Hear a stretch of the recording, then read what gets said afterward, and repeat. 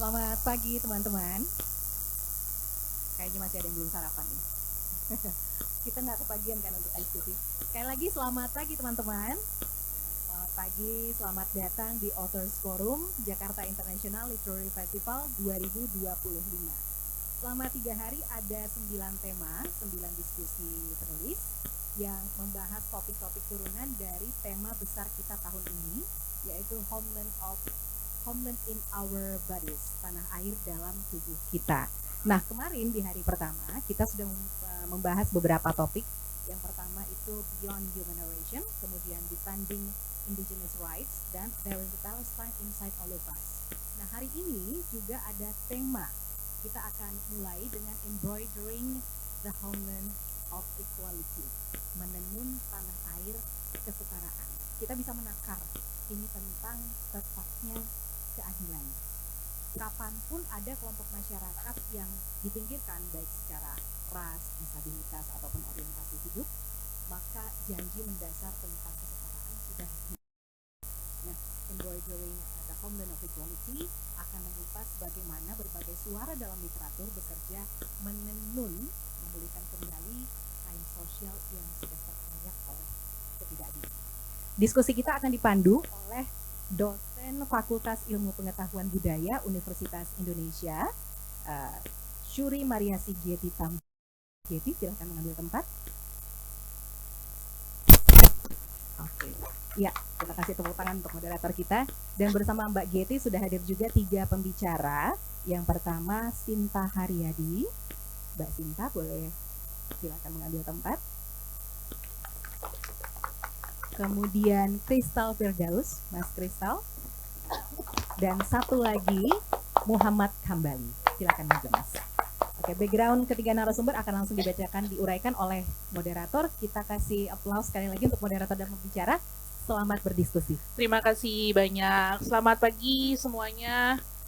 Terima kasih di hari Sabtu pagi ini sudah hadir di acara yang sangat akan memperkaya pengetahuan kita hari ini. Sebelum kita memulai acara, izinkan saya memperkenalkan ketiga pembicara kita. Pertama ada Mbak Sinta.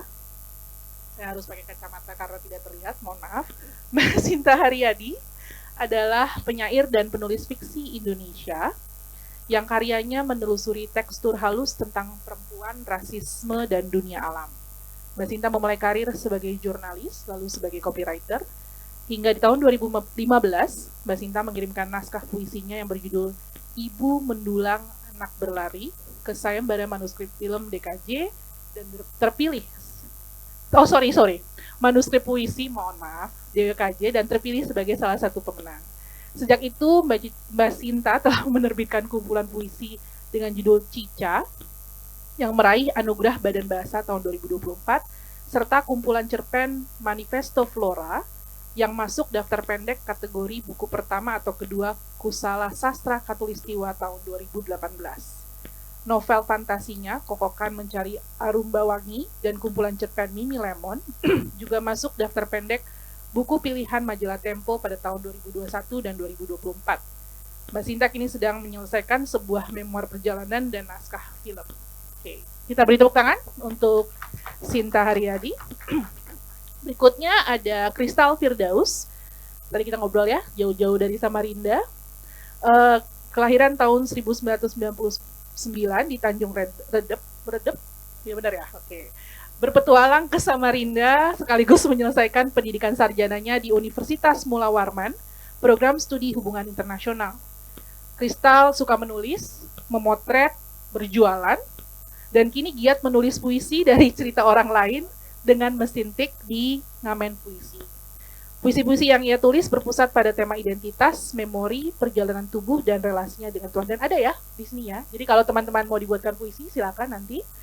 Pada tahun 2025, Kristal menjadi salah satu emerging writers di Makassar International Writers Festival. Puisinya masuk ke dalam antologi Lapis Penyair Mutakhir Kalimantan Timur, Cermin Lain di Balik Pintu Lamin tahun 2023. In the Back of My Throat tahun 2024, suntingan Norman Erickson Pasaribu dan Tevfik Sargestian. hope I say that right ya. Buku puisi debutnya Menidurkan Bahaya 2025 diterbitkan oleh Teledom. Kita beri tepuk tangan untuk Kristal Firdaus. Lalu ada Muhammad Hambali. Hambali lahir di Pekalongan, Jawa Tengah. Merupakan seorang penulis dan pengajar untuk anak-anak berkebutuhan khusus di sebuah sekolah luar biasa di Jakarta. Saat ini sedang menempuh studi S2 Pendidikan Khusus di Universitas Negeri Jakarta UNJ, menulis esai dan cerita di berbagai media, dan esai-esainya membahas tentang disabilitas, pendidikan, dan buku-buku sastra. Buku terbarunya adalah Disabilitas dan Narasi Ketidaksetaraan. Kalau teman-teman mau follow, bisa di Instagram @aang.tirta. Coba dibuka Instagramnya. Kita beri tepuk tangan untuk Muhammad Hambali. Oke, baik. Memulai diskusi hari ini dengan saya mempersilahkan ketiga pembicara untuk membagikan insights mereka tentang topik ini. Kita akan mulai dengan Kristal, lalu setelah itu Hambali, dan terakhir adalah Sinta. Silakan Kristal.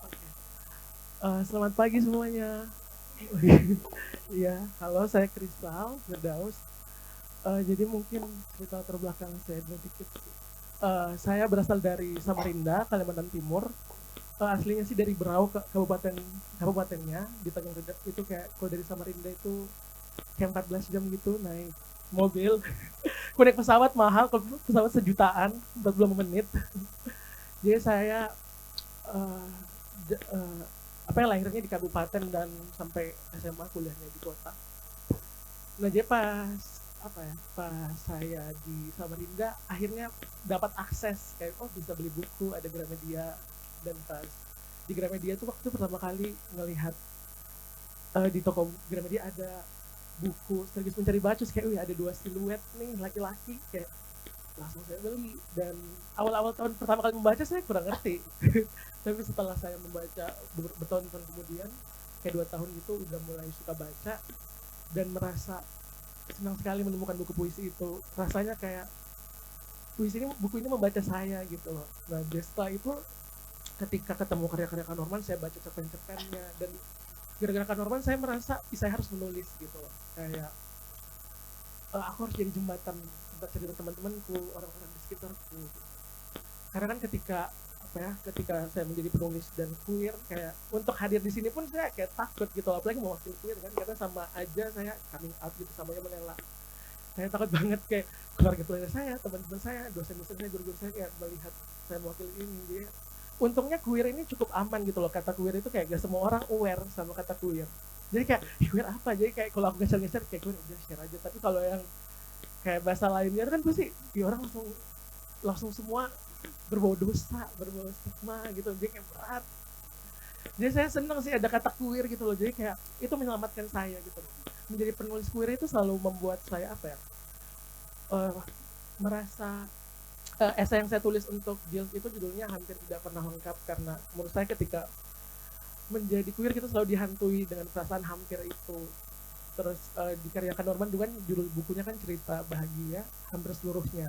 Jadi kayak ketika menjadi queer itu perasaan hampir diterima, hampir masuk, hampir bahagia itu selalu menghantui. Rasanya kaki kita kayak nggak pernah napak tanah, kayak di atas. Kayak gimana kita harus kayak ngikutin norma-norma, harus kayak kadang-kadang teman-teman saya kayak bilang, kamu tuh bencongnya tapi beda gitu, kayak gimana bedanya, kayak maksudnya kayak ada lagi plus-plusnya. Kayak kadang-kadang merasa kayak saya harus jadi bencong berprestasi untuk diterima gitu. Nah, ibaratnya saya ditulis di essay kayak gitu, kayak saya harus berprestasi untuk diterima gitu. Kenapa menjadi queer harus lebih gitu, nggak bisa jadi queer yang bisa biasa saja, nggak bisa gitu kayak manusia-manusia lainnya, kayak gitu sih. Terus kayak ketika jadi penulis queer itu ada sesuatu yang ada jarak yang selalu saya mainkan. Kayak maksudnya orang-orang yang membaca saya pasti dia selalu membaca saya tidak lengkap gitu. Nah, tapi saya selalu mendambakan sih ingin dibaca dengan lengkap, karena ini kan puisi queer. Padahal selalu banyak kayak pembaca yang kayak ini untuk perempuan ya, kayak gue senang banget ya ditulisin ini, padahal kan kayak itu kan bukan untuk perempuan. Jadi kayak masa aku harus ngaku gitu. Jadi kadang-kadang itu masalahnya itu kayak kita nggak pernah lengkap, tapi kita pengen dibaca secara lengkap, tapi kita takut ketika harus membuka diri, gimana respon dia. Apalagi dosen saya juga nulis waktu itu pembimbing kuliah saya, dan dia Islami sekali, dia kayak ada takut banget. Ketika pas saya mengeluarkan buku ini aja, dia langsung kayak, kenapa kamu nggak bilang-bilang? Dia takut, bilang kayak gitu aja. Langsung bilang kayak, sampai langsung dia bilang, oh iya Krista, maka terus menulis ya, semoga suatu saat kamu nulis tentang cahayanya, dia bilang gitu. Aduh, aku takut ini kayak dia ngerti kayak atau jadi itu kayak gitu. Nah, terus saya membacakan sedikit dia ketika uh, Kak Norman di buku Cerita-Cerita Bahagia untuk Seluruhnya versi terjemahan, dia membuka dengan suatu catatan. Catatannya kayak gini. Hampir, the Indonesian for almost only, a letter away from the vampire, the blood-sucking demon. What does it mean to be happy? Also, what does it mean to be almost happy? To almost get it in, to be almost accepted, to be almost there, but at the same time, to be not there, accepted, in. So, in a world where we celebrate dignified heterosexuality for queer folks, what is happiness? Often it's become the blood-sucking demon, the vampire, the hampir. Jadi menjadi queer itu kayak ya selalu hampir-hampir gitu rasanya, kayak nggak pernah merasa lengkap. Kita pengen dibaca dengan lengkap, tapi selalu dihantuin juga. Kayak orang-orang pasti selalu bisa nilai saya, ih Dawes baik ya orangnya, tapi ketika dia tahu kayak kamu queer ya, atau kamu pasti mereka bakal ternodai kebaikan saya gitu loh, sebagai saya manusia mereka bakal melihatnya beda gitu loh. Sampai hari ini aja saya belum coming out ke keluarga gitu loh. Saya takut kalau mereka bisa baca buku puisi saya. Untungnya mereka juga nggak pengen sih gitu. Belum, enggak, maksudnya belum ada kayak sering iya semangat gitu, tapi nggak pernah baca gitu. Tapi kayak selalu dihantui perasaan itu gitu. Apalagi ketika membahas tanah air dalam tubuh kita, kayak tanah air seperti apa yang ada di dalam tubuh queer gitu loh. Kayak tanah airnya apa ya, selama ini aku ngerasa tubuhku kan sebagai rumah. Kalau Ocean Vuong bilang kayak tubuh adalah apa, my address is ya, tubuh adalah tubuhku. Kayak hal-hal itu tuh sangat-sangat menghantui saya gitu loh, membayangi saya. Terus kayak apa ya, saya selalu bingung. Kayak sejak kecil saya selalu membaca buku, menonton film, mendengarkan lagu-lagu dari heteroseksual, tapi hal itu nggak membuat saya menjadi heteroseksual gitu loh. Maksudnya dari kecil gitu. Sedangkan orang hari ini takut sekali kalau ada nonton film queer nanti jadi queer. Padahal aku selalu bilang kayak, ih kok ini bisa ketularkan ke kalian semua. Kayak, tapi ini kan bukan sesuatu yang bisa ditularkan. Kayak ya udah, kalau ini memang sesuatu yang bisa ditularkan, ya kita tularin semua orang biar nggak ada, biar sama semua. Saya kan enggak gitu loh. Makanya kayak saya bingung, kayak saya selalu bisa bersimpati dengan cerita-cerita teman saya, patah hatinya, pekerjaannya, kayak cinta-cinta sama saya, empati, saya bisa membayangkan dia. Tapi kayak kenapa bagi orang-orang hetero kayak sulit sekali gitu loh, selalu menganggap queer itu suatu hal yang lain, padahal kita sama-sama manusia. Mungkin mereka selalu membayangkan kayak apa ya, apalagi isu-isu berita-berita yang stigma-stigma yang hadir ya, pasti membuat queer itu di stigmanya ngeri banget lah. Jadinya kayak padahal menjadi queer itu ya apa ya, aku nggak bilang semua apa ketika queer ada melakukan misalnya kejahatan, itu bukan karena dia queer, karena dia manusianya, orientasi seksual nggak mempengaruhi perilakunya, itu hanya jiwanya memang gimana dia menjadi manusia, bukan karena orientasi mempengaruhi dia bertindak gitu loh. Seperti itu sih sebenarnya yang saya bisa sampaikan dulu. Oke, terima kasih. Mari kita beri tepuk tangan untuk Kristal. Terima kasih sekali Kristal. Baik, kita lanjutkan dulu ke Hambali, silakan. Oke. Ya, selamat pagi teman-teman. Izin suara saya agak apa ya. Senang sekali. Sebelumnya saya ingin mengucapkan terima kasih ke teman-teman sudah hadir di sesi kami. Izin hari ini untuk marah-marah sedikit. Silakan ya. Saya seperti dengan Kristal, saya ingin memulai hal ini dengan sebuah pengakuan, tapi mungkin sedikit berbeda. Jika Kristal mungkin bisa dengan lantang berbicara tentang identitas dirinya, atau Kristal bisa dengan Kristal sama Cynthia bisa bicara dengan sukarela tentang identitas dirinya, maka saya di sini ingin mengawali dengan sebuah pengakuan bahwa ketika saya menerima undangan JILS untuk mengisi visi kali ini, hal yang pertama kali terpikirkan oleh saya adalah kenapa bukan teman-teman disabilitas yang hadir di sini. Itu yang pertama kali saya tanyakan kepada diri saya gitu. Karena saya percaya bahwa setiap isu akan lebih baik apabila disampaikan oleh individu tersebut gitu. Termasuk dalam itu disabilitas ini. Namun kemudian saya memutuskan untuk hadir di sini hari ini bertemu dengan teman-teman semua, tidak bermaksud untuk mewakili suara teman-teman disabilitas, karena saya percaya bahwa tadi isu ini akan lebih baik apabila disuarakan oleh teman-teman disabilitas, dan sejauh apapun pengetahuan yang saya miliki, mungkin akan ada bias di kepala saya, mungkin juga pengetahuan yang saya punya tidak menyelamatkan saya. Itu jadi satu kesadaran saya yang ingin saya akui di sini.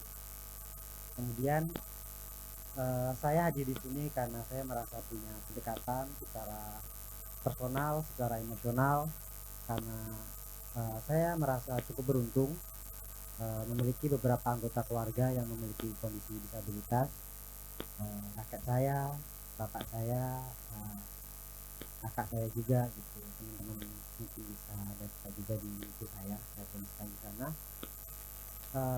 Yang itu kemudian mungkin dari kecil tanpa sadar membentuk atau menyentuh hati dan pikiran saya untuk memiliki keresahan terhadap isu ini.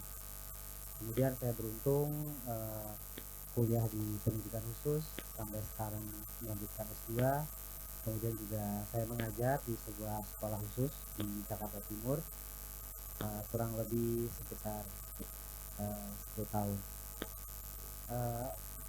Dari sanalah saya merasa mungkin saya bisa berbagi keresahan, berbagi isu yang saya tuliskan juga dalam buku saya, Disabilitas dan Narasi Ketidaksetaraan.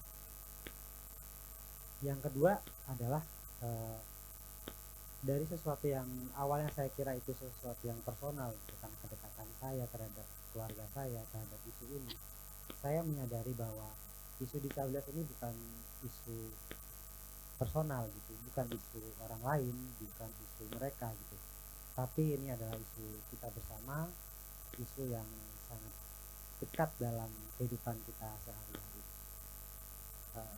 Sebagai contoh, misalkan ketidaksetaraan itu hadir ketika teman-teman punya kemewahan untuk membaca buku bagus dari Kak Cynthia hari tadi,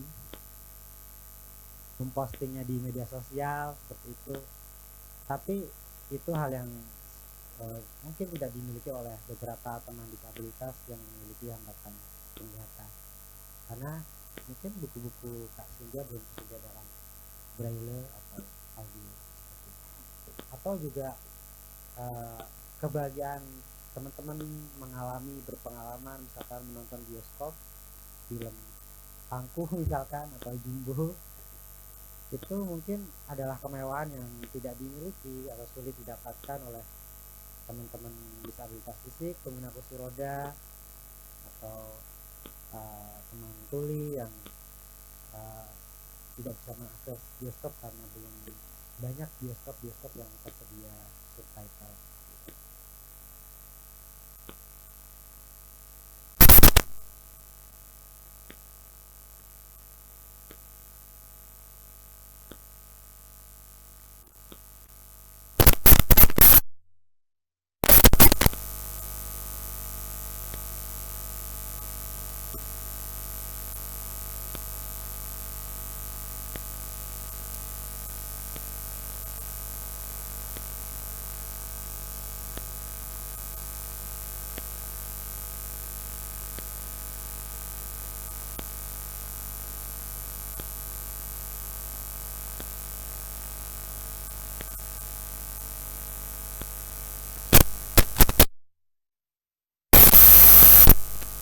Bagaimana narasi disabilitas ini juga bekerja dalam bahasa maupun fiksi.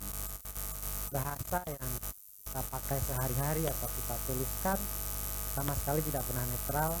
Bahasa selalu politis, bahasa selalu punya potensi untuk menindas, untuk menguasai orang lain. Seperti yang persis disampaikan oleh Kristal juga tentang bagaimana bahasa queer atau bahasa lain membentuk identitas atau cara pandang orang terhadap identitas teman queer. Begitu juga dengan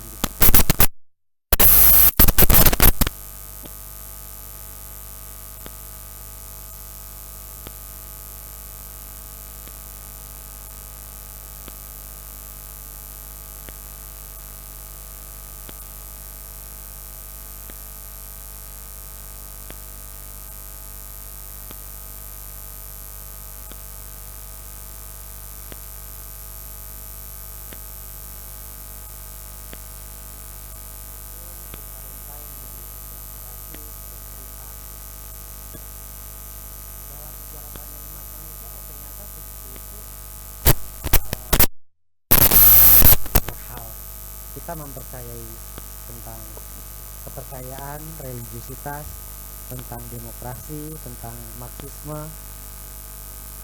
dan fiksi-fiksi yang lain gitu.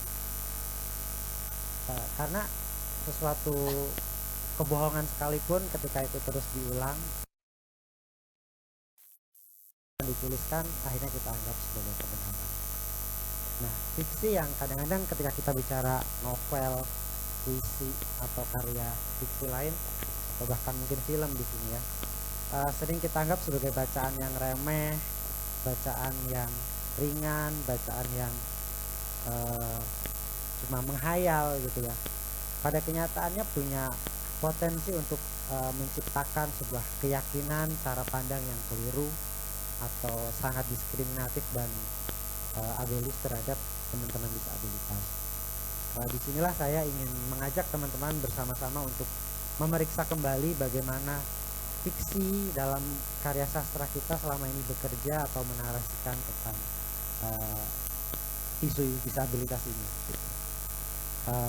Bagaimanapun dalam fiksi, setiap tokoh itu kan direpresentasikan, digambarkan tentang sesuatu yang ternyata kalau kita telusuri masih banyak menyimpan narasi diskriminasi atau abelisme terhadap disabilitas.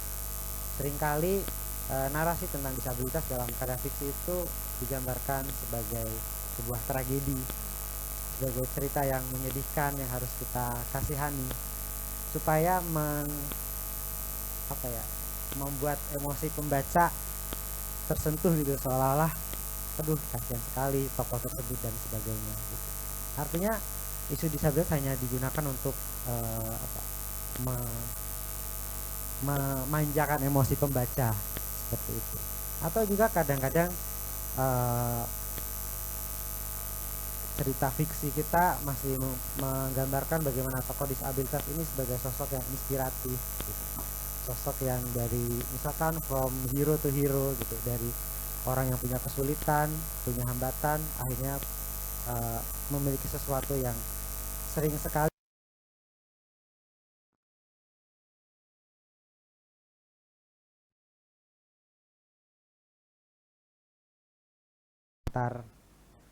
melukis dan sebagainya.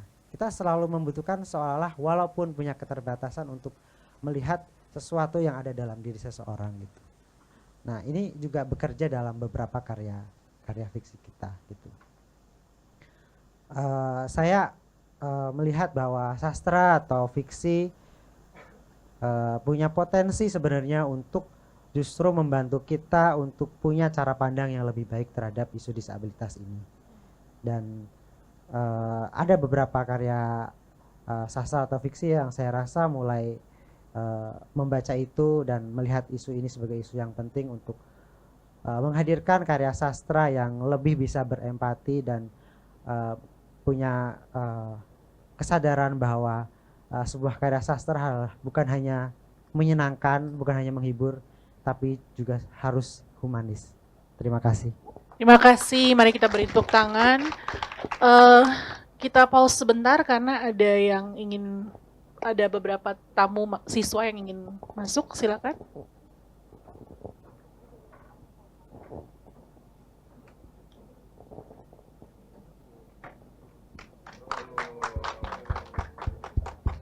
Silakan.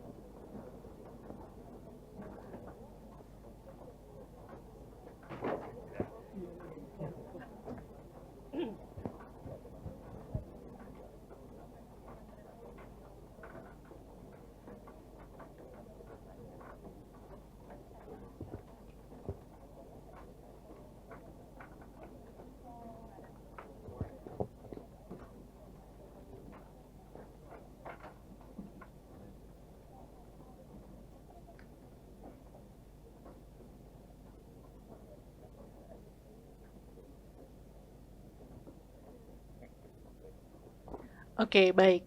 Mari kita lanjutkan. Selamat datang buat adik-adik. Ya, adik-adik, teman-teman. Biar serasa seumuran teman-teman, selamat datang. Kita lanjutkan sekarang ke pembicara ketiga. Saya persilakan ke Sinta. Ya. Selamat pagi teman-teman semua.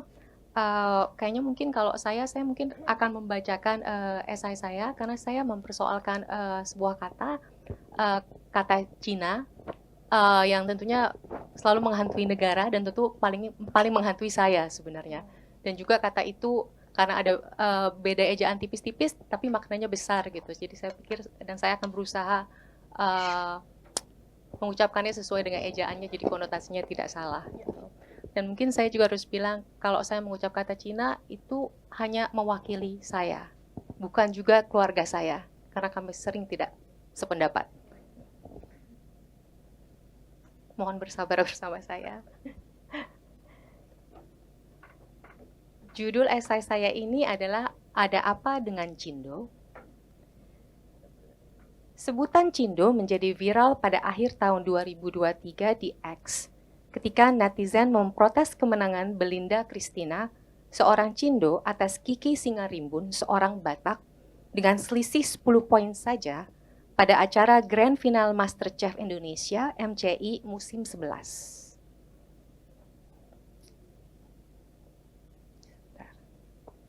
Dimulailah komentar-komentar Belinda dimenangkan karena ia Cindo.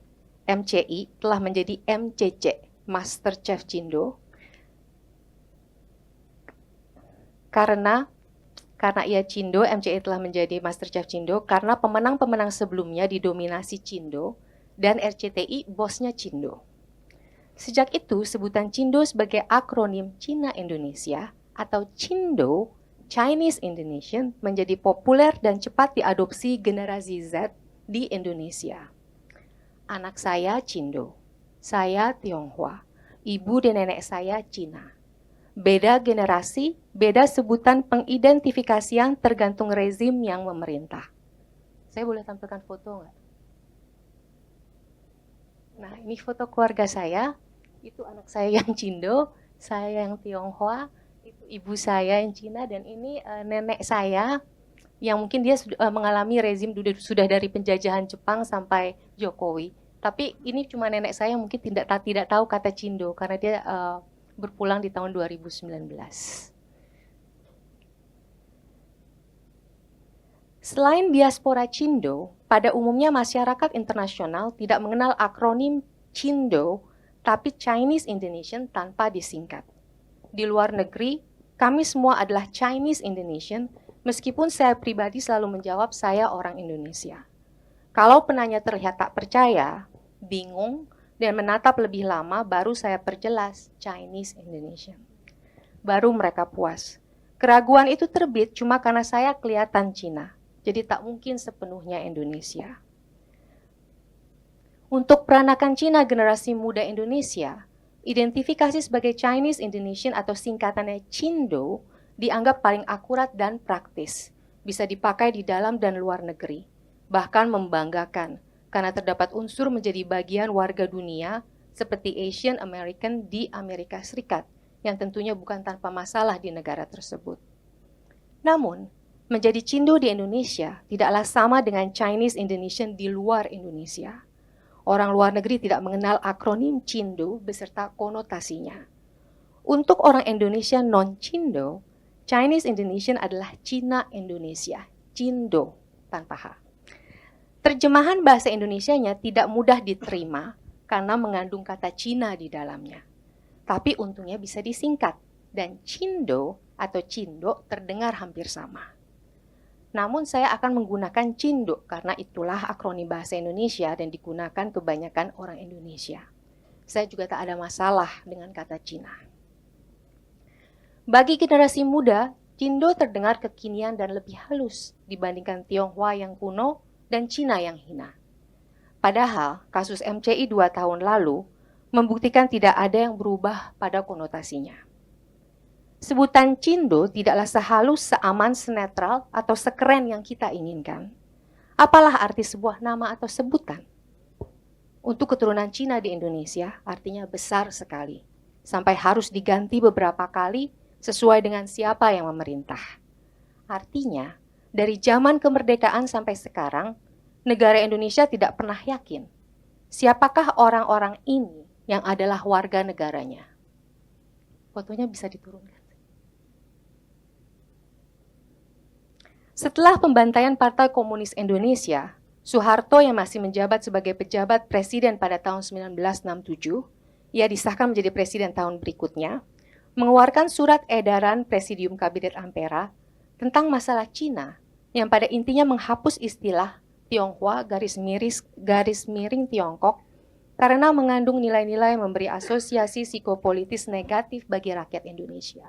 Itu poin 2 di peraturannya.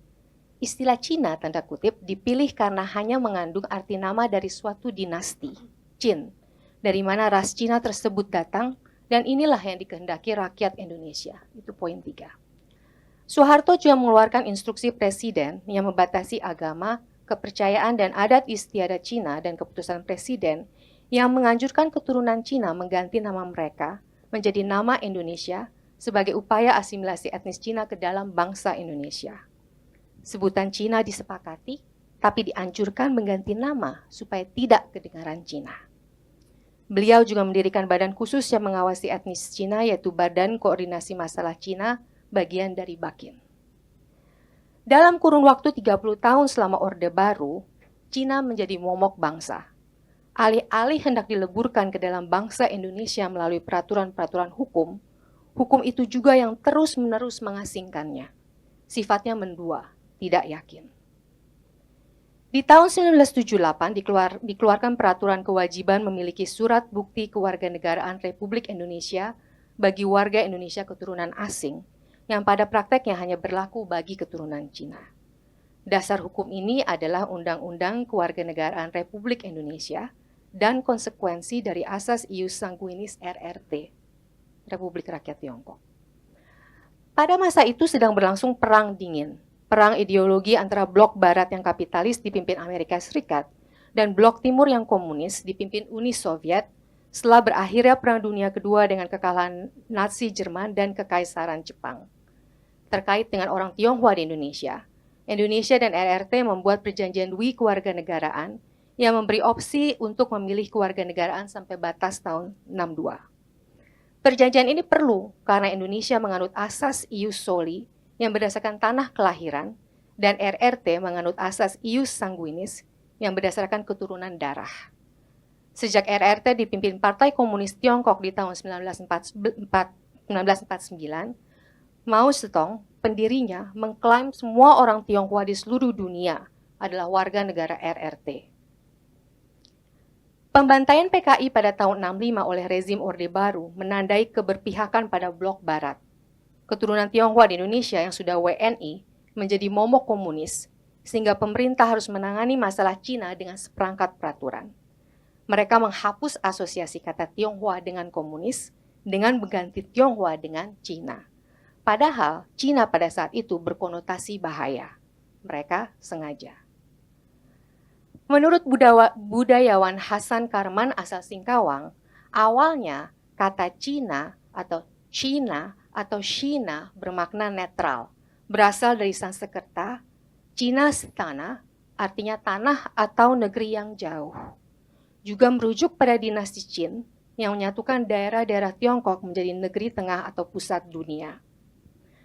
Lantas orang-orang barat dan lainnya di luar Tiongkok menyebutnya negara Qin yang tersebar luas menjadi Cina.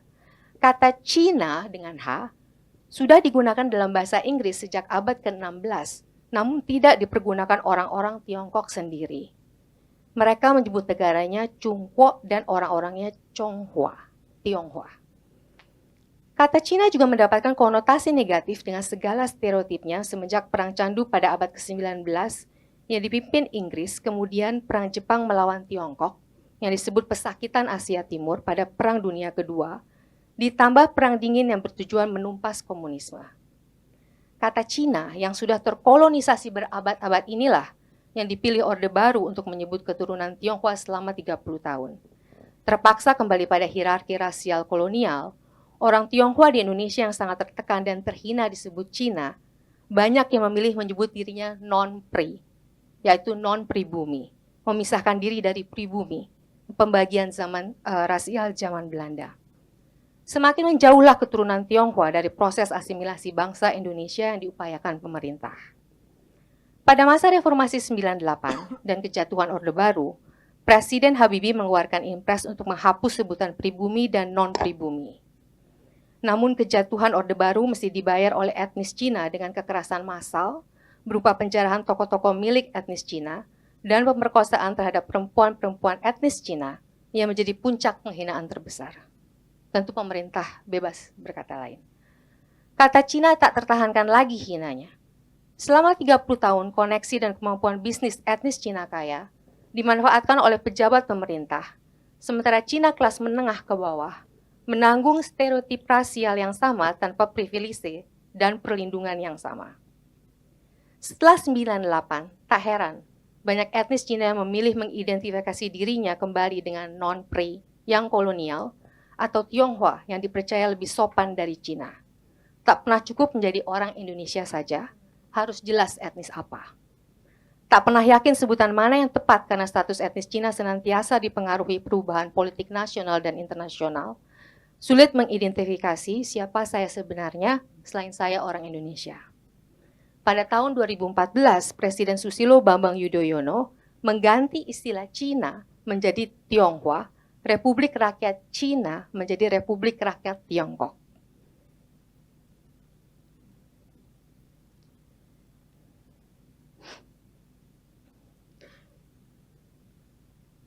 Dari Cina, Tionghoa, non-pri, Cina, kadang ditambah peranakan, sekarang Cindo, nanti apa lagi?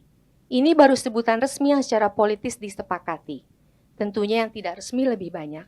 Cindo pun dari zaman kolonial sampai sekarang punya julukan rasis yang tak kalah brutalnya untuk etnis lain.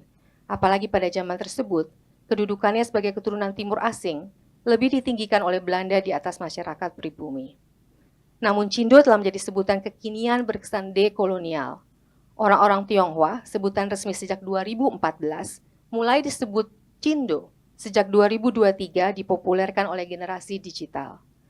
Karena kata Cina yang merendahkan, naifnya, Cindo-Cindo lebih nyaman mengidentifikasi dirinya sebagai Chinese Indonesian, bukan Cina Indonesia, yang bunyi akronimnya sama di lidah Indonesia. Memakai istilah bahasa Inggris seakan lebih netral, meskipun menjadi asing kembali di telinga rakyat sendiri. Cindo pun menjadi sebutan aman bagi non-Cindo untuk menghormati etnis Cina. Cina Indonesia bukan sekedar terjemahan Chinese Indonesian. Memilih mengidentifikasi diri sebagai Chinese Indonesian, bukan Cina Indonesia, di negeri sendiri, adalah memilih melihat diri sebagaimana kita ditatap orang di luar Indonesia, yaitu secara demografis saja.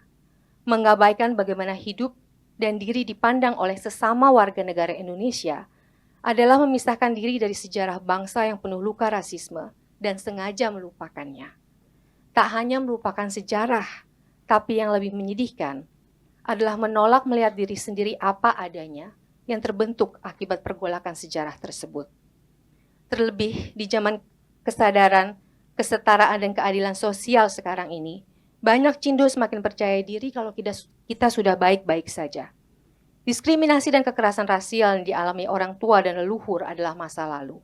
Cindo yang abai atau lengah menjadi tumpul kepekaannya pada realita kehidupan mayoritas masyarakat senegara dan sebangsa di depan mata. Nyatanya, pada aksi demonstrasi Agustus tahun lalu, yang berakhir dengan pembunuhan warga dan penjarahan rumah pejabat, tersebar rumor penjarahan dan penyerangan pada Cindo. Cuma dulu di tahun 98 namanya Cina. Cindo atau Cina tetaplah sama. Semua orang tahu. Berganti-ganti sebutan tidak akan menghilangkan prasangka rasial yang sudah terbentuk berabad-abad. Kata Cina berkonotasi buruk terbentuk dari sejarah penaklukan. Apalagi wajah Cina mudah sekali dibedakan. Yang tidak pernah berubah dari semua itu adalah manusianya, yang secara fisik memiliki fitur Cina atau Oriental. Keduanya istilah barat pada negara-negara yang jauh di sebelah timur pada zaman imperialisme, yaitu fitur orang-orang Asia Timur. Jadi, orang bisa menjadi Cina tanpa harus selalu merujuk pada negara Cina, tapi karena memiliki fitur Cina, bentuk fisik Asia Timur, yang tak akan pernah bisa disangkal, disembunyikan, apalagi dihapus. Penakluk tak hanya menguasai tubuh, juga bahasa yang membentuk identitas. Membebaskan diri dari semantik sebagai alat penaklukan ternyata lebih sulit dan panjang, jauh setelah kita mencapai kemerdekaan bangsa.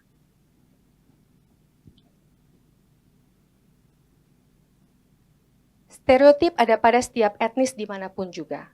Tak semua orang yang bertanya apakah saya Cina bermaksud menghina. Mereka tahu saya orang Indonesia. Mereka hanya ingin tahu seperti bertanya apakah kau Minang, Bugis, Dayak, atau Ambon. Menghina pun saya akan jawab ya, saya Cina. Ciri fisik pada tubuh tidak pernah berbohong. Apa yang mau kita dustakan? Biar penanya puas dengan pikiran kolonial dan keorbaannya. Saya punya makna lain. Selama kata Cina berada dalam tanda kutip dan diucapkan dengan bisik-bisik karena takut atau marah-marah karena benci, ia selamanya tersandra pada relasi kuasa zaman dulu sampai sekarang seperti orang-orang keturunannya. Tubuh Cina menjadi rentan sebab dijadikan momok oleh pemiliknya sendiri dan negara yang menatapnya. Karenanya mudah dilenyapkan. Keindonesiaan seseorang tidak tergantung pada ciri-ciri fisiknya. Kebangsaan tak lahir dari persamaan tubuh, tapi tujuan bersama. Tubuh ini berdiri bukan karena punya kaki, tapi memiliki kesadaran untuk hidup di atas kaki sendiri, di tanah yang jauh ataupun di sini. Terima kasih. Baik, terima kasih. Hari ini kita sudah mendengarkan tiga isu yang memang sangat dekat sebenarnya dengan kehidupan kita sehari-hari ya. Dan bila melihat dari apa yang sudah dinarasikan oleh ketiga pembicara, kita bisa melihat tentu ada benang merah yang sangat jelas, yaitu bahwa identitas dari kelompok marginal itu pertama dibentuk, tapi juga dibatasi oleh narasi-narasi dominan yang ada di sekitar kita. Dan kadang bahkan dilukai oleh narasi-narasi dominan tersebut. Karena cerita kelompok mayoritas itu biasanya menentukan apa yang dianggap normal, apa yang dianggap wajar. Dan itu yang kemudian diamini oleh masyarakat. Semua pembicara juga menyinggung bahwa ada hubungan sangat lekat antara bahasa dan narasi. Kata, frase, label, cerita itu bisa digunakan mungkin di satu sisi sebagai alat visibilitas ya. Kita tahu ada kelompok-kelompok marginal yang memang seperti queer gitu, menggunakan kata itu untuk menekankan identitasnya, menguatkan identitasnya. Tapi kemudian ketika digunakan dalam narasi-narasi lain, bisa juga digunakan sebagai alat penindasan. Seperti yang terjadi di masyarakat etnis. Saya jadi ragu nih menggunakan Cina, Tionghoa, Chinese, Indonesian, Cindo, karena semua kata-kata itu memiliki beban yang sangat melukai sebenarnya ketika kita menggunakan kata-kata itu. Lalu untuk teman-teman disabilitas misalnya, penggunaan kata cacat yang mungkin bisa kita temukan hampir di berbagai buku yang bicara mengenai disabilitas. Gitu. Jadi kita bahkan tidak secara sebagai manusia sudah sangat terinternalisasi dalam penggunaan kata-kata itu tanpa kemudian bisa menyadari bahwa itu menjadi kata-kata yang menyakiti teman-teman kita. Lalu ketiga pembicara juga menunjukkan bahwa narasi, misalnya dalam karya sastra atau dalam diskursus publik yang ada, bahkan di dalam sejarah kita, sejarah nasional, itu ada penentuan siapa sih yang dapat dilihat sebagai manusia yang lengkap, manusia yang utuh. Dan terjadi yang sebenarnya adalah naratif, kekosongan naratif, karena tadi seperti Hambali jelaskan gitu ya, teman-teman disabilitas mungkin di forum-forum seperti ini seharusnya mereka yang diundang dan bicara untuk diri mereka sendiri gitu. Lalu pada saat yang sama kita juga melihat ada kekuatan dalam storytelling, bercerita yang dilakukan oleh ketiga pembicara dengan karya-karya mereka. Storytelling bisa digunakan sebagai arena melawan, mungkin juga menceritakan, mengisi kekosongan-kekosongan narasi tadi. Storytelling becomes a way to say, we exist, we matter, and we refuse to be silenced and excluded from the grand narration. Sekali lagi, mari kita beri tepuk tangan untuk tiga pembicara kita. Baik, saya akan mulai dengan kita berdiskusi dulu, lalu setelah itu saya akan ajak para peserta yang lain untuk ikut bertanya kalau mau punya pertanyaan. Mungkin saya akan mulai dengan satu pertanyaan dari ketiga pembicaraan kita hari ini. Ada satu notion of incompleteness, ketidaklengkapan gitu. Terutama dari tadi Kristal cerita bahwa hampir ya, kalau mau diakui bahkan harus lebih gitu. Mungkin tadi juga Hambali bercerita tokoh-tokoh disabilitas itu harus punya kelebihan lain, seolah-olah itu jadi pelengkap mereka gitu. Nah, pertanyaan saya, kira-kira ini saya sebenarnya udah tahu jawabannya sih, cuman ya kita harus diskusikan lah ya. Dalam konteks sosial Indonesia saat ini, bagaimana kita bisa menuju being complete untuk ketiga identitas ini? Apa yang harus terjadi gitu ya? Mungkin tidak harus yang kebijakan atau apa gitu, tapi boleh dari keseharian, atau mungkin teman-teman sendiri sudah mengalami strategi yang dilakukan sebagai seorang penulis gitu ya. Kira-kira apa sih yang bisa kita menuju? Saya tidak mau utopis dengan mengatakan there is a completeness at the end of the road, tapi bagaimana kita bisa menuju menjadi complete itu. Silakan. Oke. Kalau dari aku ya sebagai queer mungkin dengan mengenal sih, kita belajar gitu nah. Learn unlearn itu kan pasti penting banget untuk kita. Jadinya kayak kita bisa ngelihat teman-teman queer semuanya itu sebagai manusia gitu, dia mengenali, membaca gitu loh, dan nggak takut ketularan karena ini bukan sesuatu yang bisa ditularkan gitu loh. Kalau bisa kutularkan, ayo ketularin deh kayak gitu. Masalahnya kan nggak gitu, dia melihat dia memperbarui kacamata, mengganti kacamata. Mungkin seperti itu sih. Sama juga kadang-kadang kan kayak isu-isu seperti ini pasti kita politisnya kayak yang penting ada perempuannya, yang penting ada queernya gitu, sudah mewakili. Padahal kan semua itu nggak terbatas semua wakilin, berarti udah cukup aman. Tapi kita harus lebih dari itu gitu loh, harus lebih memang harus mau belajar, mau mengenal, mendengarkan sih. Mungkin itu aja. Jadi going beyond visibility, going beyond representasi gitu. Jadi tidak cukup hanya ada, tapi justru harus mengenal lebih dekat. Dan tadi saya suka sekali learn and unlearn ya. Unlearn-nya yang agak susah gitu, karena kita sudah sangat terinternalisasi gitu ya. Oke, terima kasih Kristal. Mungkin dari yang lain?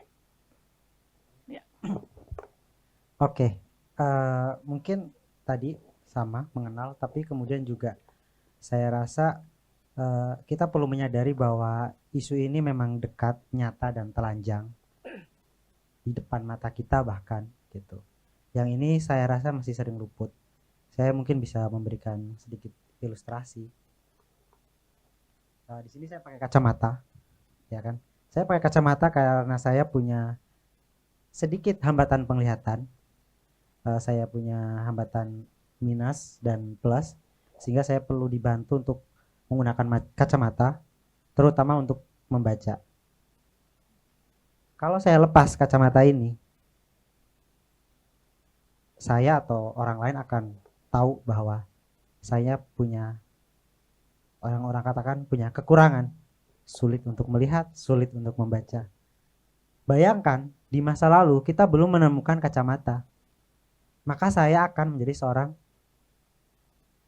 penyandang disabilitas. So, jadi masalahnya bukan ada di diri saya yang punya keterbatasan mata, tapi tidak ada alat bantu ini. Kalau saya punya alat bantu ini, it's okay, it's fine. Saya bisa lihat, saya bisa baca. Bayangkan semua teman-teman disabilitas ini, semua buku-buku yang ada, kita bikin braille semua. Kita bikin audio semua. Fine, gak ada masalah. Tapi kan ini masalahnya. Kita gak sadar itu dan gak menghadirkan itu. Atau kebetulan ruangan ini mirip teater atau bioskop lah. Mungkin memang iya ya, teater, namanya juga teater Asrul-Sani. Tapi bayangkan ada pengguna kursi roda gitu, pengen datang, dia harus duduk di mana? Ini pakai undakan kayak gini.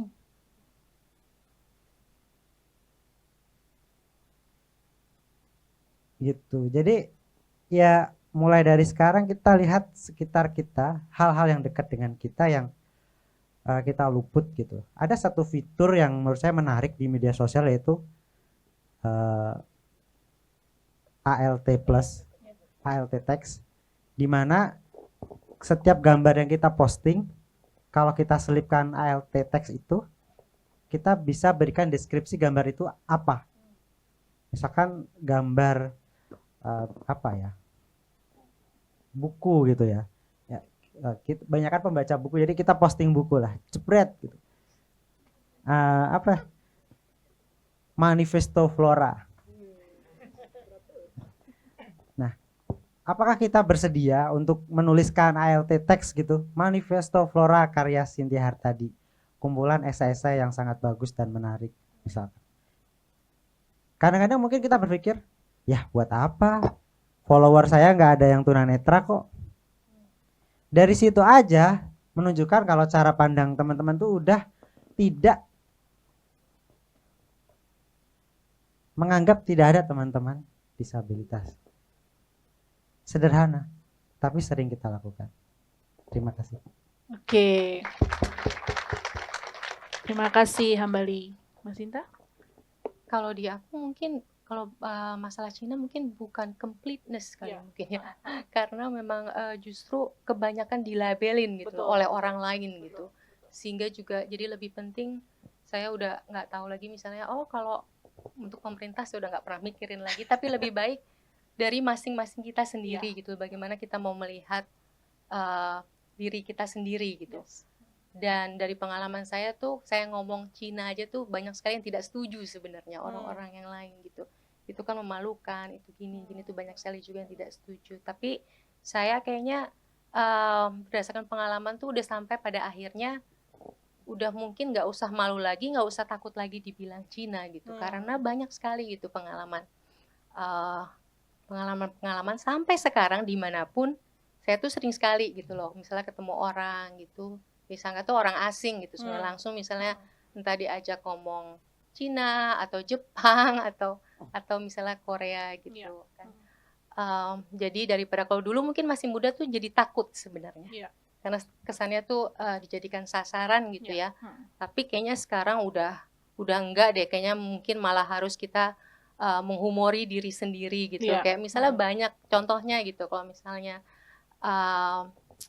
saya pernah misalnya ditawarin jasa beca gitu misalnya kan, pasti tuh diajak ngomong Cina gitu misalnya. Saya bilang, oh enggak, saya lagi nggak butuh gitu.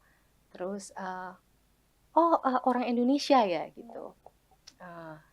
Iya gitu kan. Kalau dulu tuh saya mulai agak takut, biasanya tuh saya mendingan balikin lagi aja.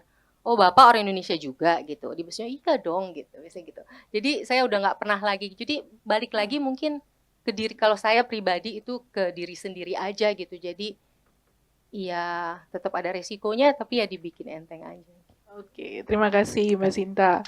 Kak Nah, Gita, oh ya sedikit. boleh silakan. Aku kepikiran sedikit, maaf ya teman-teman, tentang tidak lengkap gitu, perasaan tidak lengkap yang sangat dengan baik diceritakan oleh Kristal maupun Mbak Sinta. Aku pikir ya perasaan untuk menjadi lengkap atau menjadi sempurna itu ya memang narasi yang dibentuk oleh normalitas gitu. Mengapa kita harus lengkap? Pada kenyataan memang kita tidak pernah lengkap. Tidak ada yang lengkap di dunia ini, tidak ada yang lengkap. Setiap individu semua hanya bagian dari variasi kehidupan. Setuju. Jadi bukan mencari completeness, tapi justru menormalkan the incompleteness gitu ya. Oh, sorry, saya menggunakan kata normal, which is sebenarnya enggak ya. Nah ini mengacu ke pertanyaan saya berikutnya tadi, melanjutkan dari Mbak Sinta juga dan juga dari Hambali tentang the politics of naming ya. Itu kan terjadi sangat sering untuk kelompok-kelompok yang termarginalkan, karena itu cara paling gampang. We use labels untuk mengotak-kotakan identitas gitu. Karena kalau dikotak-kotakin membuat lebih mudah untuk memarginalkan sebuah kelompok gitu, terutama oleh kelompok mayoritas. Dan ini kan terjadi di semua gitu. Nah, sebagai penulis dan yang menulis juga tentang identitas-identitas ini, kira-kira secara pribadi gitu ya, bagaimana sih kita bisa mungkin yang paling ideal menantang pelabelan itu atau politics of naming itu, tapi terkadang kita nggak bisa menantang secara utuh, tapi hanya bisa berkompromi dan bernegosiasi. Selama ini dari praktik proses kreatif yang dilakukan, prosesnya bagaimana? Misalnya terhadap pelabelan itu. Misalnya kalau di Amerika itu, beberapa penulis, di Amerika itu kan the political correctnya adalah African American. Kata black atau negro apalagi itu dianggap derogatory. Tapi beberapa penulis dengan sengaja menggunakan kata black misalnya untuk gaining, reclaiming gitu ya, power terhadap pelabelan itu. Nah, kalau dari teman-teman sendiri kira-kira dalam konteks terutama di Indonesia, bagaimana kita bisa tadi menantang atau bernegosiasi dengan the politics of naming itu melalui karya tulis ya misalnya. Kristal kayaknya duluan terus dari tadi ya. Kalau aku sih, kalau nantang sih enggak ya. Iya. Karena nggak berani juga, maksudnya sebagai penulis queer kita harus sembunyi-sembunyi gitu Betul, kan. Kayak nulisnya betul. aja harus jangan terlalu kelihatan lah. Betul, gitu lah. betul. Dia cuma yang tahu-tahu aja lah gitu. Jadinya sebenarnya kadang-kadang aku kadang-kadang juga menghadirkan biar orang ngerti nggak ya. Tapi udah kayak nggak ada sih, aku kadang-kadang malah aku sebut aja, apalagi kayak membahas-bahas dosa. Kadang-kadang aku malah sering bilang kayak, ya udah nggak apa-apa aku di neraka kayak gitu. Kadang-kadang aku sudah open pre-order neraka dari kecil. Aku selalu gituin orang kalau, apalagi kalau ada yang sudah kayak nantang-nantang aku, ya nggak apa-apa kamu di surga aja, aku yang ngisi neraka, nanti siapa yang ngisi, kayak selalu mengiyain aja gitu. Nah kayak kadang-kadang kalau aku kalau kita udah malas banget kan, kayak aku udah malas banget. Jadi lupa sih. Tunggu apa? Tadi ada Kalau di esai kan bercerita tuh Kristal bagaimana bermain dengan struktur narasinya gitu ya. Jadi memang berstrategi gitu ya. Ya dulu lupa, nanti tunggu kalau ingat ya. Ya oke, nanti silakan Gitu, nyambung lagi. boleh banget. Silakan Sinta atau Hambali. Ya, mungkin ketika saya menulis buku narasi dan ketidaksetaraan disabilitas, sempat ada pertimbangan menggunakan istilah difabel atau disabilitas. Manakah istilah yang kira-kira paling tepat? Dan itu memang cukup sulit kalau ditanya mana yang paling tepat gitu. Karena memang saya melihat istilah-istilah ini kita cenderung menggunakan istilah hanya semata-mata terjemahan dari apa yang kita dapatkan dari luar. Sebagai contoh ya, di sekolah saya itu disebut namanya sekolah luar biasa. Itu terjemahan dari exceptional school. Ketika isunya di luar berkembang, paradigmanya berubah menjadi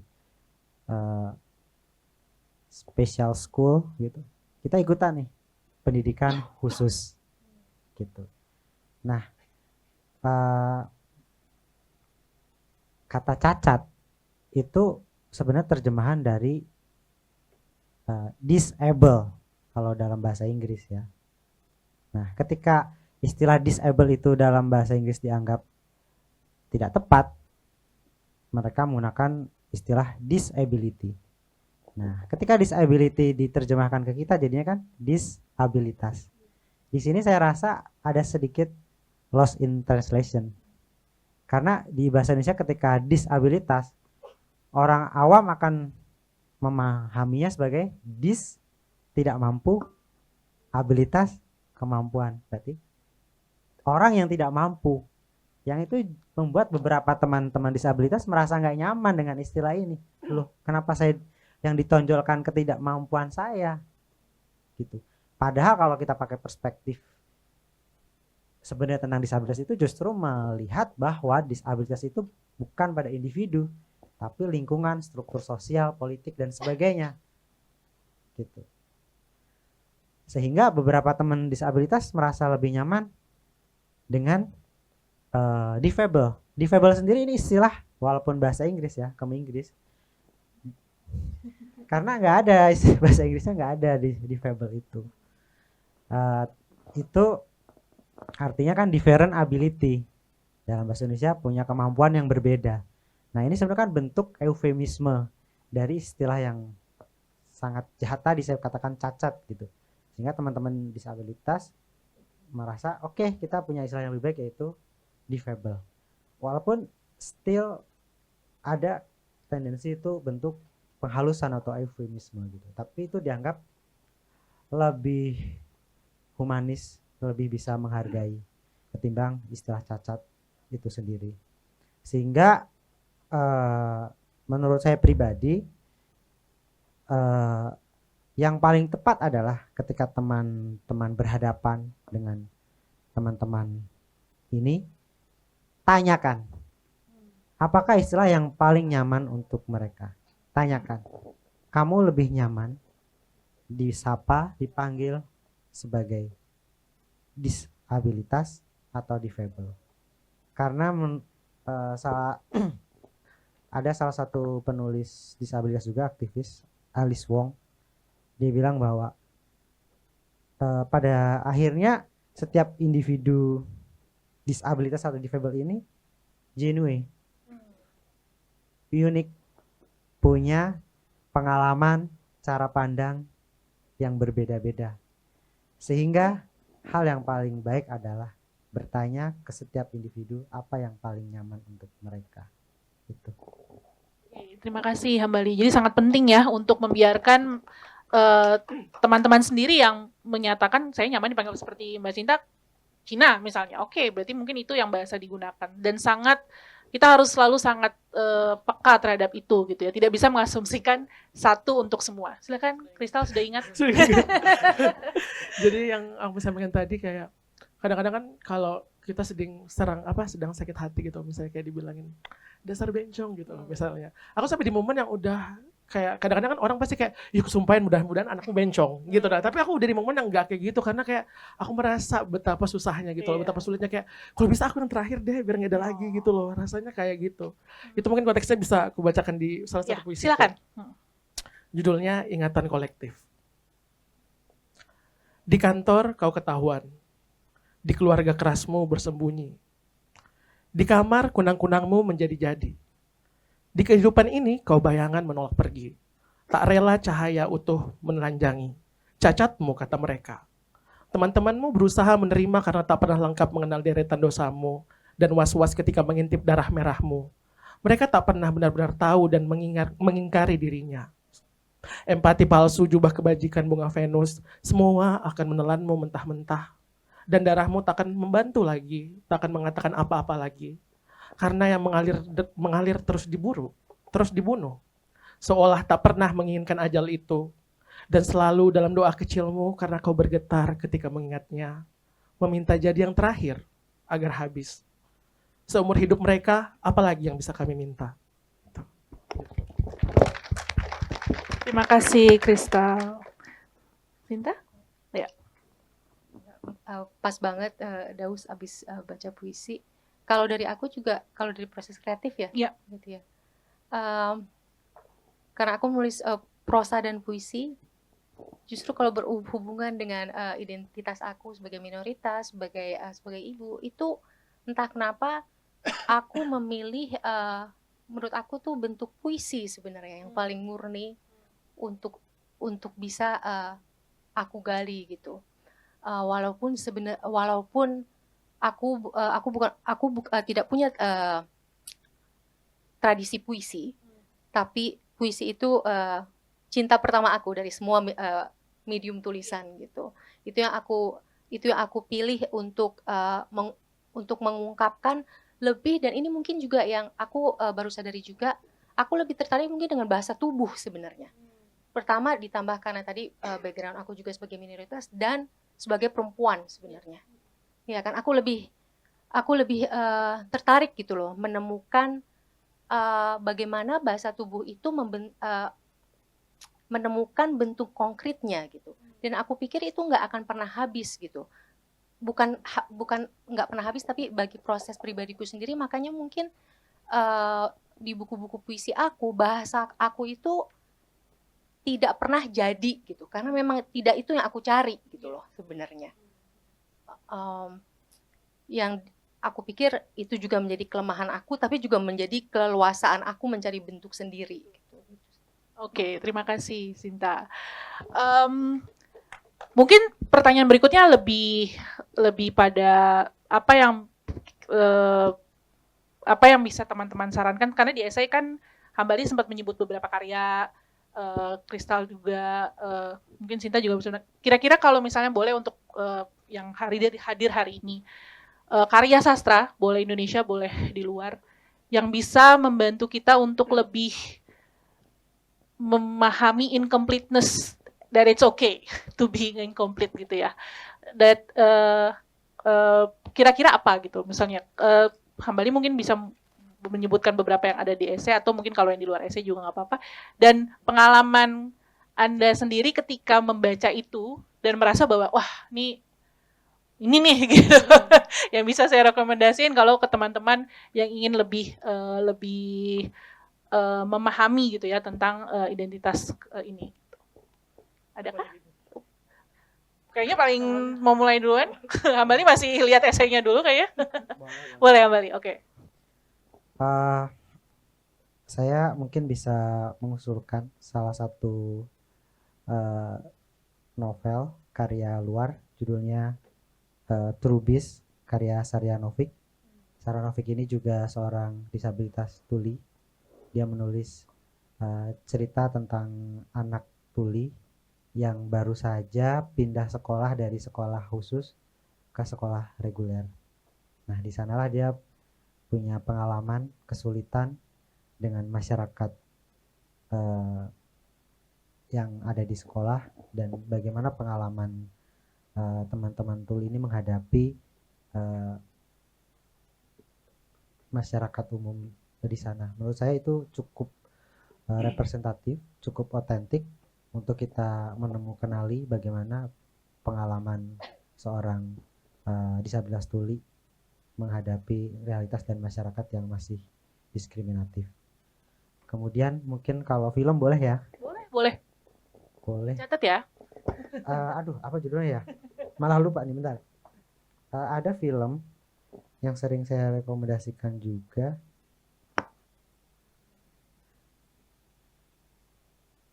The Peanut Butter Falcon. Nah, ini cerita tentang individu, dia seorang Down syndrome.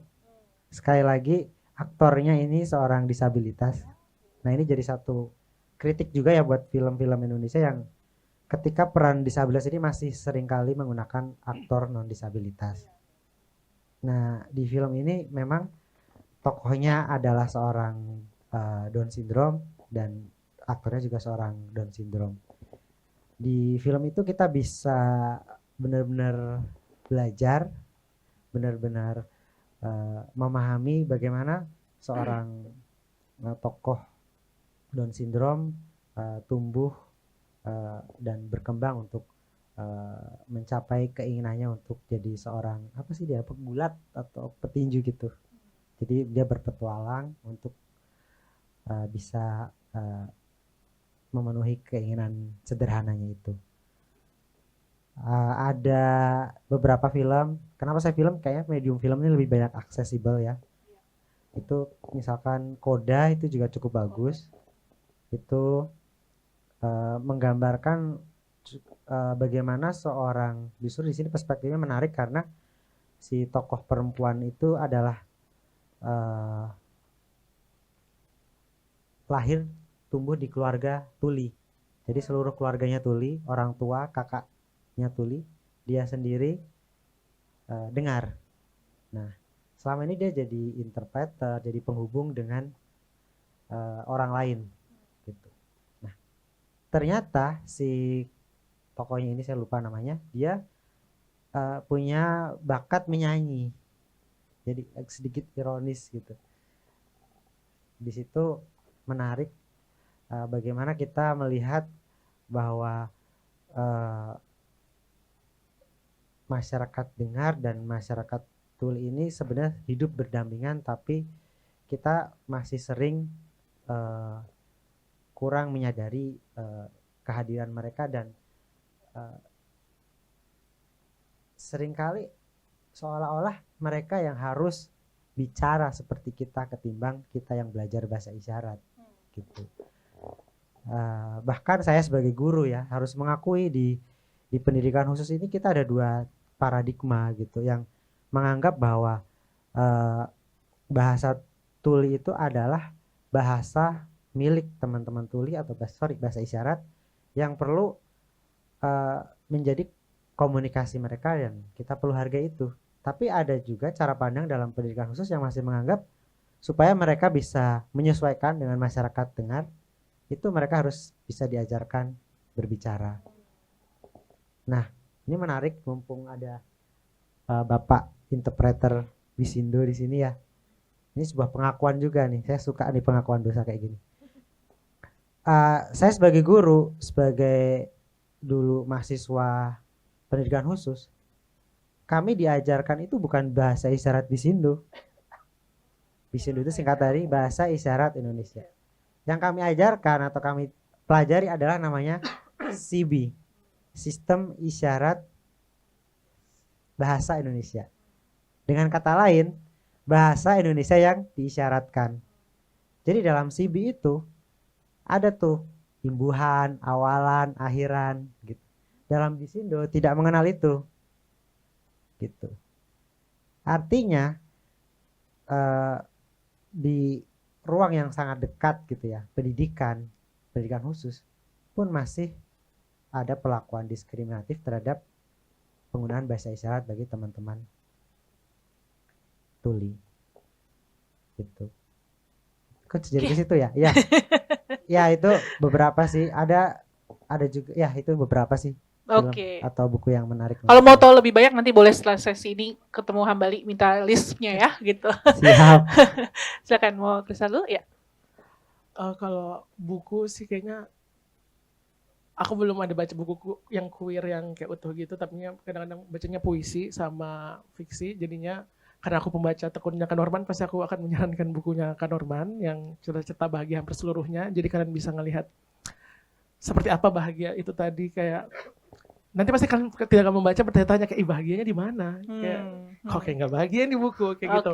Terus di buku puisi terbarunya juga My Dream Job itu menurutku bagus banget. Aku belum selesai baca, tapi Kak Norman ada nulis puisi tentang film Call Me By Your Name, kayak gimana film-film queer itu selalu memotret kayak queer yang cakep, yang itu. Padahal kan kita banyak queer yang biasa-biasa aja ya gitu lah, dan lain-lainnya gitu loh. Itu kan membentuk kita. Terus aku juga nyarankan mungkin kalau film, kadang kan film queer banyak potret-potretnya kayak yang cakep-cakep aja nih. Mungkin kalau yang tentang queer bagus mungkin film Monsternya Koreeda itu ngeliatkan banget kayak gimana proses anak-anak dia mengenali dirinya, kayak ada yang aneh, kayaknya aku sakit mak dibilangnya, kayak ada kayak dia merasa dirinya, dia proses denial, dia menolak perasaannya, menjauhi temannya, kayak nggak mau dekat-dekat temannya biar nggak dianggap lain. Kayak menurutku teman-teman bisa nonton Monster karena dia kayak punya 3 POV gitu. Oke. Itu aja sih. Thank you Kristal. Minta? Kalau dari aku mungkin kalau teman-teman tertarik mungkin membandingkan, karena aku juga nulis buku puisi Cica, itu pengalaman aku sebagai Cina di Cina Benteng. Juga mungkin bisa dibandingkan dengan bukunya Hana Francisca, penyair Kondehan, karena itu salah satu juga buku puisi yang aku jadikan panduan sebenarnya. Mungkin akan menarik soalnya kalau nggak salah Kak Hana mungkin dari Kalimantan. Singkawang, dari Singkawang gitu. Dan juga tidak hanya latar belakangnya beda, nanti pengungkapan ekspresi puisinya pun sangat berbeda gitu loh. Betul. Dan Jadi itu kan yang harus dicari sebenarnya kan, menunjukkan nggak harus memakai bahasa puisi yang Betul, sama gitu loh betul. sebenarnya. Dan menunjukkan peculiarity dari experience yang berbeda juga ya. Iya, itu aja sih. Oke, terima kasih Sinta. Baik, sekarang kita buka sesi diskusi dengan teman-teman di sini ya, boleh ya. Kalau ada pertanyaan, silakan mungkin kita tampung 2 pertanyaan dulu. Boleh yang di belakang dulu, nanti kalau ada waktu boleh ya Mbak. 1 ya. Oh di sini ada 1 lagi, 2. Oke, baik. Mau yang dekat dulu ya, nanti supaya mic-nya jalan ke atas lebih. Oke, silakan. Mungkin Halo, perkenalkan namanya ya. siang ya. Halo, selamat siang semuanya. Saya Jihan. Tadi agak telat datangnya. Oh iya, sorry. Sorry tadi agak telat, tapi pas datang itu Kak Hambali itu lagi ngomongin tentang disabilitas, terutama bahasa gitu. Bagaimana bahasa itu juga jadi salah satu bukan penentu ya kali, tapi jadi kayak oh ternyata ada ya salah satu faktor dan segala macamnya itu gitu. Kebetulan saya tuh dulu lulusan linguistik bahasa Indonesia di UNJ, terus yang tadi itu langsung kepikiran adalah apakah teman-teman dari kelompok disabilitas atau yang tadi pendidikan khusus, apalagi UNJ juga punya pendidikan khusus juga gitu, pernah nggak sih kayak misalnya ngomong ke badan bahasa gitu kan untuk oh kita tuh mau apa ya, kata disabilitas atau difabel atau apa itu diresmikannya secara begini gitu. Jadi masyarakat yang mostly aku sendiri kan juga bekerja di bidang kreatif dan nulis konten gitu. Jadi dan aku pun sering melihatnya KBBI yang dari Kemendikbud itu yang dari dikeluarin sama Badan Bahasa gitu. Dan aku sangat hati-hati juga sebetulnya kalau mulai nulis atau bikin konten yang ada untuk ada mentioning teman-teman difabel dan disabilitas atau disabilitas lainnya. Jujur aku masih sangat awam mengenai ini gitu. So kira-kira yang aku tanyakan ke Kak Hambali adalah apakah misalnya dari kalian tuh udah ada yang misalnya propose ke Badan Bahasa Kemendikbud untuk ngomongin mengenai pembahasan bahasa ini gitu yang digunakan untuk mendefinisikan teman-teman disabilitas atau difabel gitu. Terima kasih. Oke, 1 lagi di atas. Kita tampung dulu ya pertanyaannya, baru setelah itu dijawab ya. Agak jauh nih, naik ke atas. Oke. Sambil mikir dulu ya Mas Hambali. Oke, silakan. Oke, ya selamat siang. Nama saya Abrorza. Ya. Sedikit pertanyaan. Pertama ya terkait sama bahwa saya percaya bahwa ada 2 model perubahan yang bisa digerakkan. Itu pertama melalui pemerintah ya, atau political will. Tentu dengan kebijakan-kebijakan tertentu. Nah kemudian kedua dari publiknya sendiri. Publik ini dibentuk oleh wacana yang bentuknya itu adalah media-media, termasuk tulisan, konten-konten dan lain-lain. Contohnya misalnya kata Cindo tadi ya, kata Cindo hari ini ternyata kayak keren gitu. Karena konten-konten ternyata lagi mencari cewek orang Cindo gitu. Walaupun konteksnya ke arah fisik gitu dan lain-lain. Nah, saya berasal dari Singkawang. Jadi ruang lingkup saya itu banyak memang katakanlah apa istilah sekarang Tionghoa ya. Walaupun saya sama kawan-kawan yang Tionghoa itu kadang ejek-ejekan gitu. Walaupun ini konteksnya tidak benar ya, tapi kami karena sudah akrab itu jadi bebas saja gitu. Oh lu sekarang anak lu Cindai nanti nih. Cindai itu Cina Dayak. Jadi dia nikah sama orang Dayak, anaknya jadi Cindai gitu. Sama kayak Melda gitu, Melayu Dayak gitu. Jadi kalau kami lah ya, tapi jangan ditiru lah. Nah, di Singkawang itu konteks stereotip itu tidak terlalu kuat terhadap khususnya ini di masyarakat ini karena 50% dari masyarakat Singkawang itu adalah Tionghoa gitu. Jadi secara kekuatan politik pun mereka kurang lebih gitu. Kalau misalnya politik etnis di sana ya siapa itu masih ini. Masuk sekarang wali kota itu kan Cai Cumi. Dia wali kota keturunan Cina yang pertama gitu. Nah, salah satu yang kalau diterapkan di Singkawang itu ya normalisasi itu Pertama tadi karena mayoritas, kedua karena masyarakat lain sini juga mendukung dalam hal karena mereka melihat Singkawang sebagai kota toleran ya. Jadi dalam wacana-wacana yang dibentuk pun juga hati-hati, tidak terlalu bebas, memperhatikan dengan sikap-sikap dan lain. Ya, tidak semuanya ada. Tetapi sayangnya ketika itu di luar Singkawang terjadi perubahan disinformasi. Salah satu contoh misalnya ada ketika COVID pernah ada konten, ada polisi menyampaikan himbauan untuk melakukan vaksin di pasar. Sementara banyak masyarakat pasar ini yang tidak bisa bahasa Indonesia gitu. Mereka bahasa Hakka. Kalau saya menganggapnya Hakka itu sudah masuk bahasa daerah ya harusnya ya. Hakka karena dia terpisah dari bahasa di Tiongkok gitu. Hakka itu harusnya masuk bahasa daerah Indonesia malah. Dia menggunakan bahasa Hakka yang kedengaran seperti Cina gitu. Kemudian masuk konten muncullah informasi bahwa polisi kita disusupi oleh Cina gitu. Padahal itu sebagai himbauan ya. Kebetulan polisi itu memang dia bisa bahasa Hakka gitu. Nah, pertanyaannya bagaimana selain kita kan berusaha membuat wacana-wacana yang baik ya.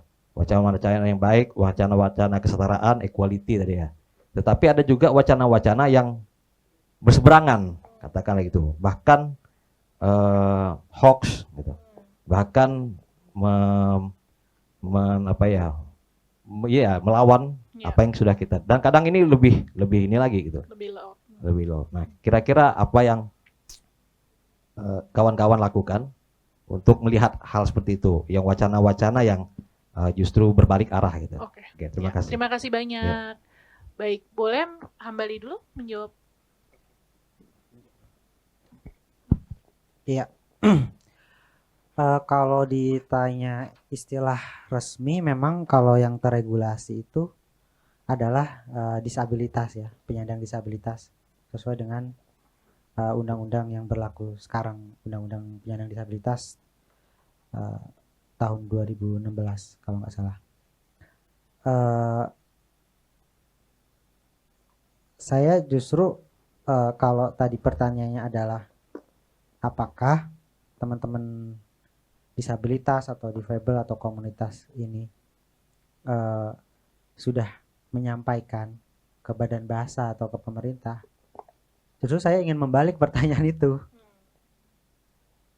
Apakah pemerintah, badan bahasa, Kemendikbud, Kementerian Sosial atau siapapun negara bertanya terlebih dahulu ke teman-teman disabilitas ketika membuat kebijakan, menentukan istilah yang terkait dengan isu disabilitas ini? Itu yang harus saya rasa jadi satu sudut pandang penting kita gitu. Seringkali kan tidak. Kemudian, bentar lagi hari disabilitas 3 Desember. Nah, nanti kalau tanggal 3 teman-teman googling disabilitas, biasanya nanti media-media mulai nulis tema hari disabilitas hari ini, tahun ini. Teman-teman cari, dan saya katakan slogan apa tahun ini yang akan digunakan. Terima kasih. Oke, terima kasih Hambali. Mungkin Sinta mau respon dulu? Ya. Mungkin kalau dari saya, yang saya selalu lakukan itu adalah tidak reaktif kalau misalnya mendengar konten-konten yang meresahkan. Sebenarnya cuma sesimpel itu sih, jangan langsung reaktif. Dan sebenarnya kan kalau komunitas Cina itu punya kecenderungan, apalagi yang paling ditakutkan kan hoax, kerusuhan sebenarnya gitu kan. Tapi itu kan yang bisa bereaksi itu biasanya tuh yang siap-siap kabur sebenarnya kan. Dan itu yang orang yang punya dana sebenarnya kan. Yang lainnya enggak sebenarnya gitu. Dan sebenarnya lebih menakutkan lagi sebenarnya bukan konflik horizontal sebenarnya kalau bagi komunitas minoritas sebenarnya. Yang paling mengerikan itu adalah kekerasan dari atas sebenarnya. Yang kalau misalnya horizontal kita masih bisa saling menghumori ya, iya kan? Siapa yang bisa menghumori ke atas gitu. Sebenarnya itu yang paling mengerikan sih. Krisal ada yang mau ditambahkan? Oke, baik. Pas 11.30 saya melakukan pekerjaan saya sebagai moderator dengan baik. Panitia, oke. Tapi mungkin saya mengakhiri dulu, kita kembali ke judul sesi kita ya. Menenun tanah air yang setara. Saat ini Homeland of Equality masih seperti jauh sekali, tapi ketiga pembicara kita sudah mulai proses menenunnya. Marilah kita semua ikut terlibat dalam proses ini sehingga kita bisa membuat tanah air yang betul-betul setara untuk semua identitas. Sekali lagi terima kasih, mari kita beri tepuk tangan untuk para pembicara dan terima kasih sudah menghadiri diskusi hari ini.